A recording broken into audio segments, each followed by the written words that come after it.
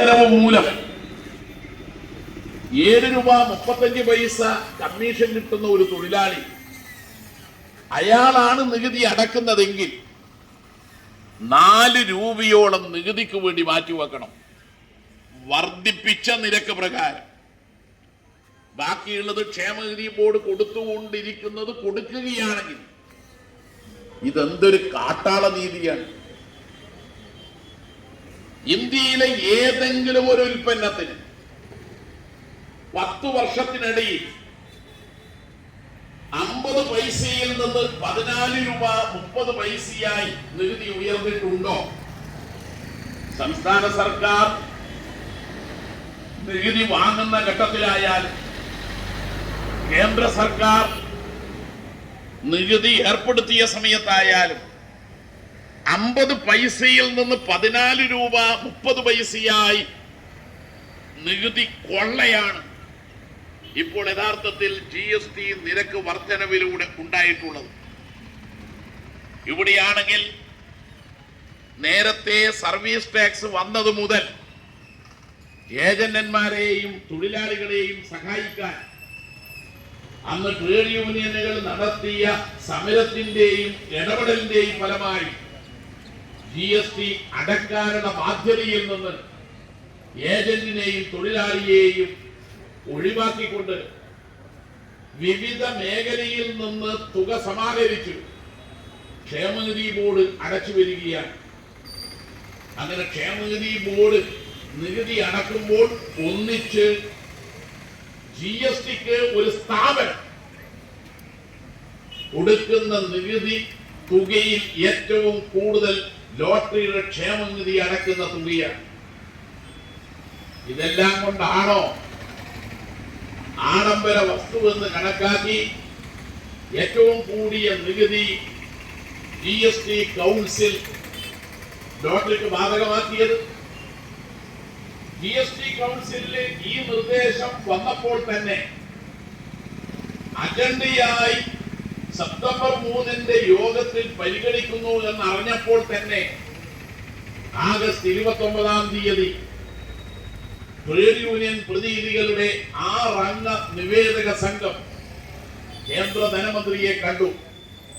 എംപിമാരോടൊപ്പം കേരള ഭാഗ്യക്കുറിയുടെ സവിശേഷതകൾ കേന്ദ്ര ധനമന്ത്രിയുടെ ശ്രദ്ധയിൽപ്പെടുത്തി വളരെ സൗഹാർദ്ദപൂർവമായ ചർച്ചയും അരമണിക്കൂർ നേരം സമയവും കിട്ടിയതുകൊണ്ട് ഇതെല്ലാം വിവരിക്കാൻ പ്രതിനിധി സംഘത്തിന് കഴിഞ്ഞു. പക്ഷേ കേന്ദ്ര ഗവൺമെന്റ് അവരുടെ നിലപാടിൽ നിന്ന് മാറിയില്ല.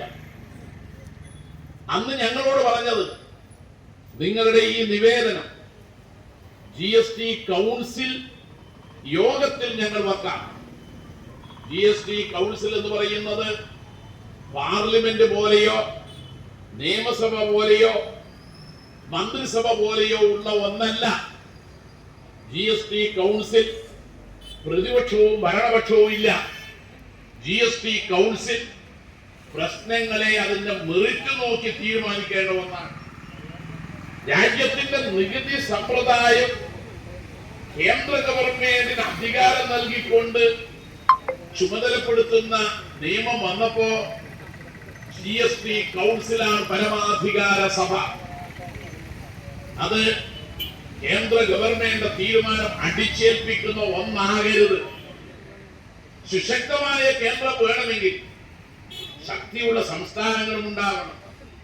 യഥാർത്ഥത്തിൽ ലോട്ടറിയുടെ കാര്യത്തിൽ GST കൗൺസിൽ ഏകപക്ഷീയമായി തീരുമാനമെടുക്കുകയാണ് ചെയ്തത്.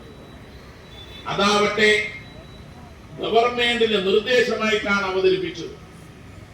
സാധാരണ GST കൗൺസിലിന് നികുതി നിർദ്ദേശം വരുന്നതിന് മുമ്പ് ഒരു പഠനം നടത്തും, ഉപസമിതിയെ നിയോഗിക്കും, അവരൊരു റിപ്പോർട്ട് കൊടുക്കും. എന്നിട്ട് മാത്രമാണ് നികുതി കുറയ്ക്കുകയോ കൂട്ടുകയോ ചെയ്യാറ്. ഇത് കേന്ദ്ര ഗവൺമെന്റിന്റെ നിർദ്ദേശം GST കൗൺസിലിന്റെ മുമ്പാകെ വെക്കുന്നു. ആ കൗൺസിൽ യോഗത്തിൽ BJP ഇതര സംസ്ഥാന സർക്കാരുകൾ ഉള്ള ആ സംസ്ഥാനങ്ങളിലെ ധനമന്ത്രിമാർ അതിനെ എതിർത്തു. നമ്മുടെ സംസ്ഥാനത്തിന്റെ ധനമന്ത്രി BJP ഇതര സംസ്ഥാന ധനമന്ത്രിമാരുടെ ഒരു യോഗം വിളിച്ചു ചേർത്തു. അതിലെല്ലാവരും യോജിച്ചു. ലോട്ടറിയുടെ കാര്യത്തിൽ GST നിരക്ക് എത്രയും മാക്സിമം ആക്കാൻ പാടില്ല. അതിന് പറയുന്ന ന്യായം 28% നിരക്ക് നിലവിലില്ല, അത് എടുത്തു കളഞ്ഞു എന്നാണ്.